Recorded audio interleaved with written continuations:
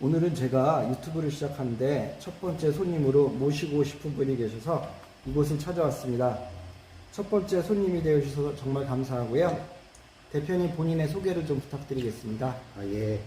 저는 경기도 김포시 통진읍에 위치하고 있는 장애인 자립생활센터의 센터장을 맡고 있는 서종석이라고 합니다.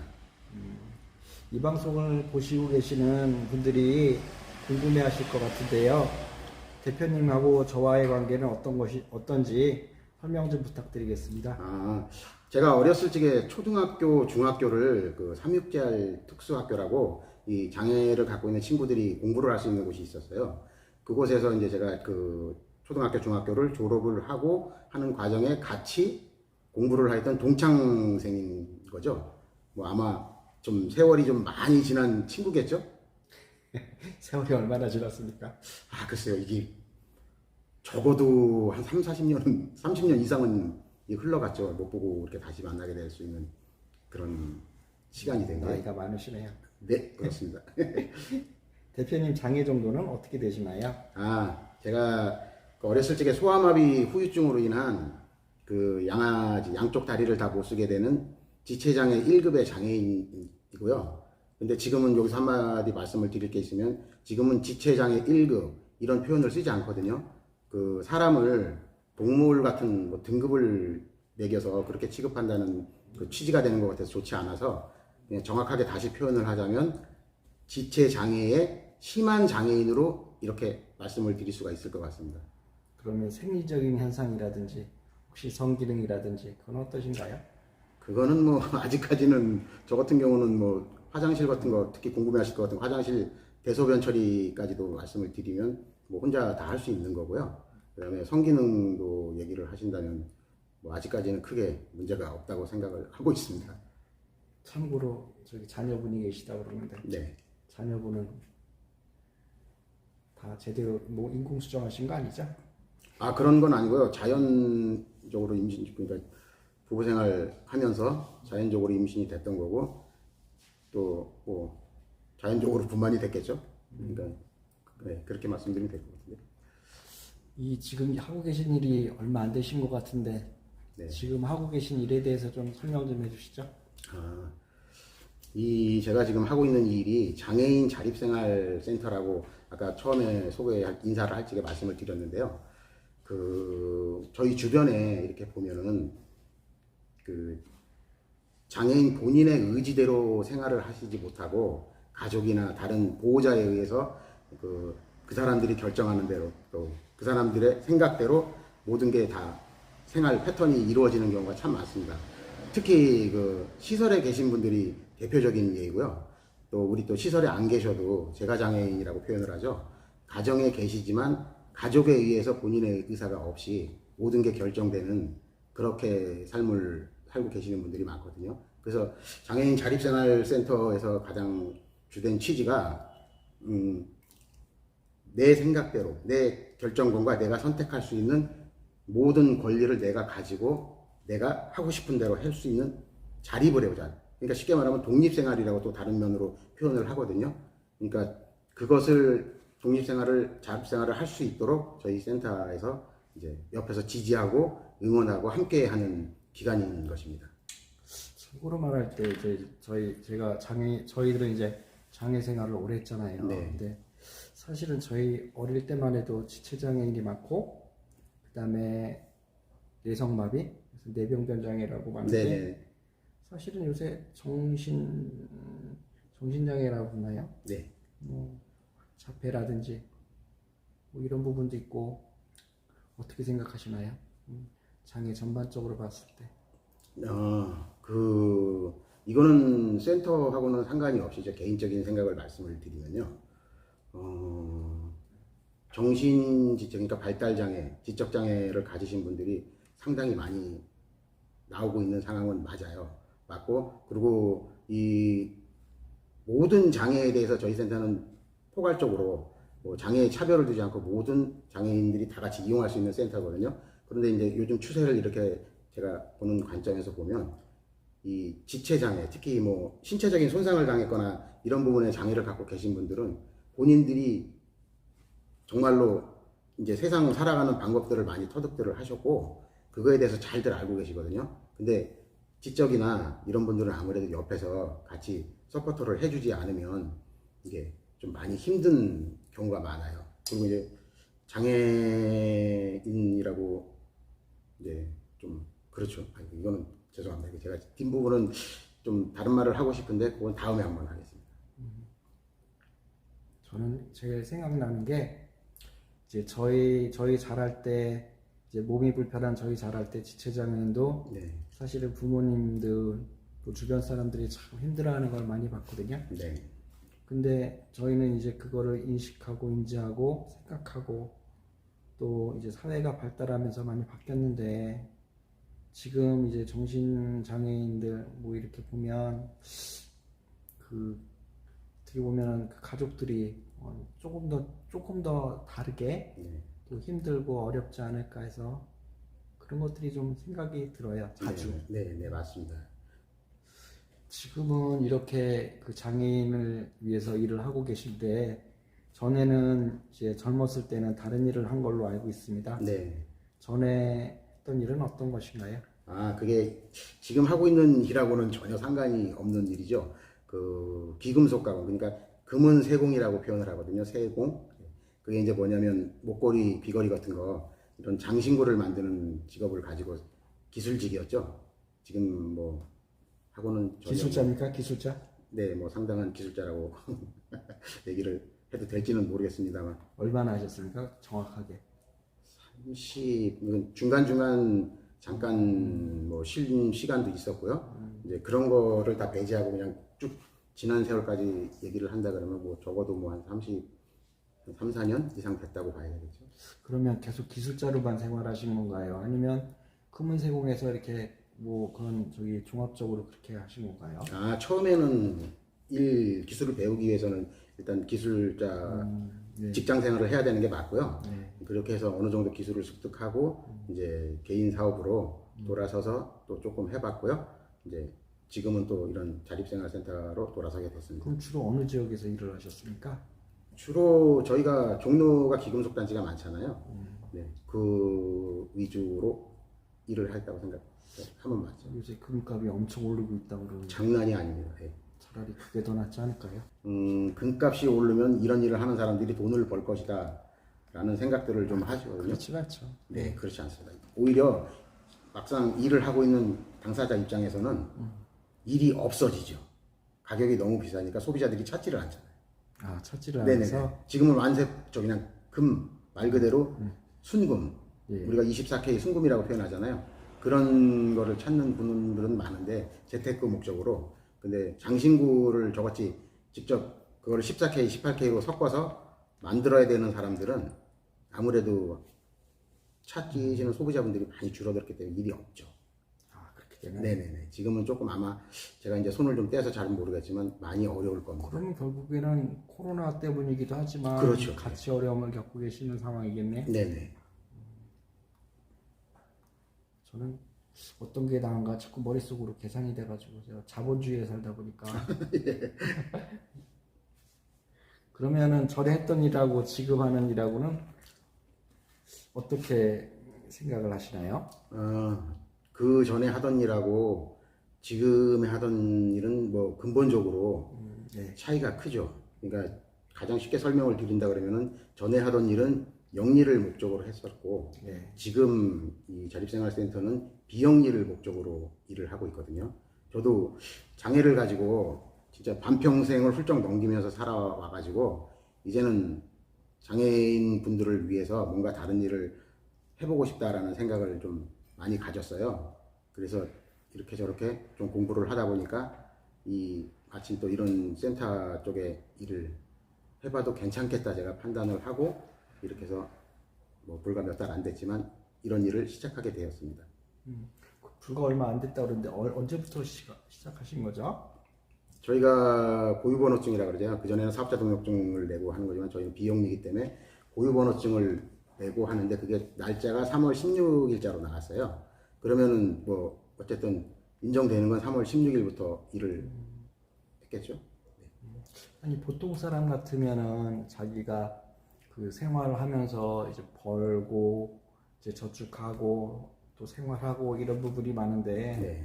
지금은 비영리라는 말을 쓰셨거든요. 그런 생각을 갖기가 어려웠을 텐데 그런 생각을 하게 된 계기가 있으셨나요? 그 부분에 솔직히 되게 고민을 많이 했죠. 처음에는 이게 뭐 다른 선배님들도 뭐 이런 일을 하고 계시는 분들도 얘기를 가서 들어보면 처음에 많이 힘들 거다라는 말씀들을 하시거든요. 이제 저도 그런 부분에서 가족도 있고 저도 또 생계는 가족도 있는데 그렇기 때문에 고민을 좀 하였는데 작년에 결정적으로 제가 그 학교를 이런 계통의 학교를 좀 들어갔어요. 뭐 되게 거창하거나 그런 게 표현할 수 있는 학교요? 네네 처음 이룸센 듣는 그 장애인 자립생활 대학이라고 이런 장애인들의 자립생활에 대해서 공부를 하는 곳이 있었어요. 그래서 이제 거기서 한 1년을 공부를 하고 생각이 바뀌었고 바뀌면서 이거는 기본적인 생각에서 우선순위를 두면 내가 돈을 가지고 생활을 하느냐 안 하느냐 돈을 버느냐 안 버느냐 이것은 먼저 생각을 안 했고요.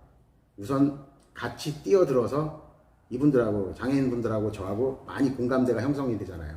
저도 장애를 갖고 살고 그러다 보니까 같이 한번 즐겁게 웃을 수 있는 일을 만들고 싶어서 또 진짜 도움이 필요하신 분들한테 저도 돕고 싶은 마음도 갖고 저도 도움을 좀 받아야겠고 이런 생각으로 해서 사실 좀 무모할지는 모르지만 그런 생각을 다 접고 이걸 선택을 하게 되었습니다. 제가 오늘은 저기 그 방송을 하기 위한 촬영자 입장에서도 그렇지만 친구 입장에서 보면 진짜 무모하게 네 그렇게 생각이 드실 것 같습니다. 예.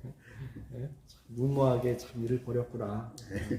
그런데 제가 또 이제 나중에 말씀을 드리겠지만 우리 나이가 적지 않은 나이잖아요. 네. 근데 살아오면서 뭐 좋은 일도 있었고 나쁜 일도 있었고 그 삶의 희노애락이라고 할까? 네네. 먼저 그동안 살아오면서 가장 힘들었을 때하고 또 살아오면서 가장 좋았고 기뻤을 때가 언제였는지 그 얘기를 좀 듣고 싶습니다. 살아오면서 가장 물론 소소하게 재밌고 그 순간순간이 굉장히 기분이 좋았다라는 표현을 할 수도 있고 한 그런 부분도 있겠지만 그래도 제가 살아오면서 가장 그 손가락에 첫 번째로 꼽자고 얘기를 하면 지금의 이제 아내를 만나서 결혼을 하고 또 두 아이의 아빠가 되고 했을 때 그게 가장 좋았어요. 특히 첫애를 이제 출산하는 첫날에 봤어요? 네 같이 있었으니까 저도 이제 그분이 간호사님이라고 표현해야 되나 그분이 제일 먼저 이렇게 딱 안고 나서 이제 딱 보여주는데 그냥 눈물이 핑 돌더라고요. 감동이 와서. 저도 얘기만 들어도. 네네. 그래서 하여튼 그 순간을 아마 가장 좋은 기억으로 가지고 있고요. 그 다음에 또 뭐 좋지 않았던 기억으로 또 표현을 하면 누구나 한 번씩 인생사를 듣다 보면 꼭 나오는 말들이 있잖아요. 또 어디서 뭐 하다가 한번 망했네라는 막 그런 표현들을 쓰잖아요. 누구한테 사기당했네, 망했네, 뭐 이런 표현을 쓰는데 저도 뭐 생각하고 싶지는 않고 이제 그 얘기를 뭐 자꾸 하고 싶지는 않지만 사실 시청자는 그 얘기를 궁금해할 것 네네 같습니다. 그런 저도 경험이 있어서 저희 집사람도 그러니까 저희 아내도 저같이 장애를 가지고 있어요. 장애를 같이 가지고 있는데 나름 결혼하기 전에 막 되게 열심히 해서 좀 돈을 좀 많이 모았죠. 저축도 많이 해놨고. 그런데요. 네네 그렇게 한 걸 이제 제가 결혼을 하고 다 까먹었어요? 무모하게 사업을 좀 벌리다가 이게 어떻게 이래저래서 후딱 야 그런 일이 좀 생겼죠. 아유 머리야. 네 그래서 그 순간이 가장 또 미안하고 또 그래요? 가장 힘들었던 시기였던 것 같아요. 그때는 제가 그렇게 막상 표현을 그렇게 하면 맞는지 모르겠는데 가진 거 다 털어버리고 순환시켜서 좀 해주셨으면 좋겠어요. 네네 감사합니다. 알겠습니다. 털어서라고 표현을 할 수밖에 없는 게 가졌던 걸 다 이렇게 한 번에 다 뭔가 꽉 잡힐 것 같았습니까? 그렇죠. 투자를 하면서? 그거는 저거였어요. 제가 세공일을 했다고 했잖아요. 네. 그러니까 이 세공일하고 연관이 돼서 매장을 얻고 이제 좀 확장을 매장 해보고 확장? 싶고 이런 욕심에 했다가 이제 상가에 대한 그 주인하고 또 뭐 상가 분양하는 단체하고 뭐 이런 얽혀가지고 그게 약간의 사기성도 있었고 이렇게 저렇게 해서 어쨌든 1차적으로는 제가 멍청했죠. 멍청했고 그래도 저 사모님 거를 어떡하시면 어떡하십니까? 그게 가장 지금도 미안하게 생각합니다. 예. 언제- 어쨌든 그런 언제- 일이 좀 있었어요. 언제 갚으시려고? 못 갚죠. 못 갚죠 이제 뭐. 저는 알고 있지만 사모님은 어디서 만나셨다고 들었는데 잠깐만 얘기해 주시죠. 아 예. 원래 아까도 말씀드렸지만 앞에 계신 분하고 저희가 이제 학교 동창이라고 말씀을 드렸잖아요. 저희 집사람도 사실 동창인 거예요. 같은 동창인데 그 다른 친구 중학교를 졸업을 하고 쭉 못 만나고 있다가 다른 친구 결혼식에 가서 우연치 않게 다시 만나게 됐어요. 그래서 이제 거기서 뭐 이제 다음에 만나서 제가 먼저 차라도 한잔 하자라는 뭐 말을 그 자리에서는 건네고 안 만났습니까? 헤어졌습니까? 그날은 만나긴 했는데 네. 이게 약간 좀 구질구질하게 표현을 해야 되나? 제가 좀 찝쩍거린다고 해야 되나? 하여튼 그런 거였어요. 그래갖고 이제 어쨌든 그날은 그렇게 해서 헤어졌고 제가 좀 찾아갔죠. 찾아가서 전화한 네. 게 아니고 네, 찾아가서 좀 저녁 같이 먹자. 이게 본인도 다른 일을 하고 있었으니까 일 끝날 때까지 기다려서 와. 저녁이나 같이 먹자. 이렇게 해서 좀 친구처럼 편하게 지내다가 네, 그게 이제 이렇게 발전을 하다 보니까 지금 부부까지 돼서 이렇게. 찾아가니까 밥은 같이 먹어주나요? 근데 뭐 잘 먹던데요. 네. 그렇구나. 네. 그러면 뭐 다 어느 정도 이제 사실은 살다 보면서 아무 일 없이 살 수는 없는 것 같아요. 네네. 힘들고 어렵고 그렇긴 하죠. 지금 현재는 어떠신가요? 아, 그때 그런 일을 당하고 사실 고생도 많이 했고 또 심적으로도 많이 힘들었고 또 제 성격도 사실 좀 많이 변했거든요.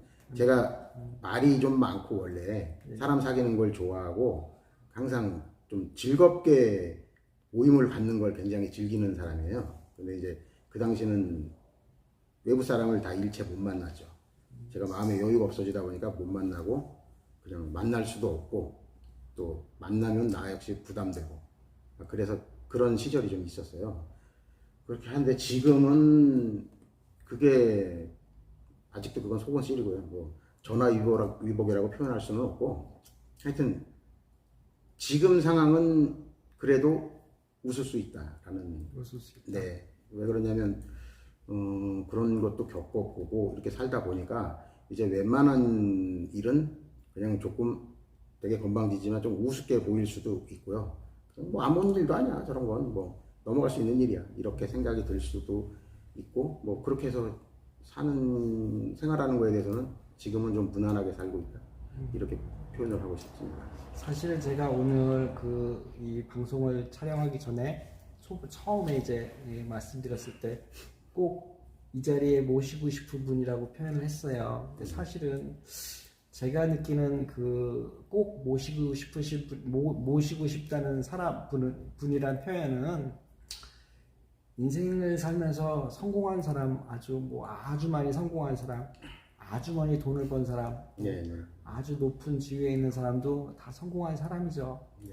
하지만 그렇게 여러 가지 삶의 굴곡을 겪으면서 아무 일 없이 지낼 수는 없으니까 삶의 굴곡을 겪으면서도 꿋꿋하게 뭐 결혼도 하시고 아드님도 이제 자녀분도 계시고 그렇게 지내오신 것 자체가 아주 잘 살아오신 게 아닌가 싶어서 네. 제가 꼭 모시고 싶다는 표현을 썼고요. 사실은 그렇게 못하는 사람들 많아요. 뭐 인생사 굴곡이 없는 사람은 없지만 이렇게 꿋꿋하게 지내온 사람이 별로 없다는 거를 좀 말씀드리고 싶었어요. 아, 네, 감사합니다. 뭐 우리 둘 사이로 감사드리는 말을. 그럼 마지막으로 네. 앞으로의 비전이나 대표님의 앞으로 비전이나 소망이나 뭐 홍보의 말씀 네. 뭐 이런 거 마지막으로 부탁드리겠습니다. 네. 아까도 뭐 말씀을 드렸다시피 제가 다른 일을 하다가 지금 장애인 자립생활센터를 시작을 하게 되었잖아요. 1차적으로는 우리 센터가 정상 궤도라고 표현을 해야 될지 모르겠는데 그러니까 정상 궤도에 좀 올라설 수 있는 입장이 좀 되었으면 좋겠고요. 두 번째는 그 여기를 이용하시는 장애인분들이 많이 웃어주시고 많이 기분 좋아하는 모습을 좀 보고 싶습니다. 그리고 지역 내에서 이런 장애인 자립생활센터가 있는데 그곳에 가니까 뭔가가 해결이 되고 뭔가가 기분이 좋아지네. 그리고 거기 갔더니 직원들도 뭐 친절하고 재밌네. 뭐 이런 정도의 소문, 그 정도의 소문 정도 놔주고 하면은 지금 현재로서는 그걸로 대만족을 할 수 있을 것 같은 생각이 듭니다. 네, 자, 오늘 어려운 그 촬영에 도움을 주셔서 감사하고요. 네. 그러면 이거는 유튜브에 약간의 편집을 통해서 올려서 소장님의 삶을 또 다른 장애인과 다른 장애인 가족이 보고 또 잘 배우고 익히고 또 뭐 좋은 것도 있을 거고 나쁜 것도 있을 거고 이렇게 해서 반영하도록 하겠습니다. 네, 알겠습니다. 네, 감사합니다. 네, 감사합니다.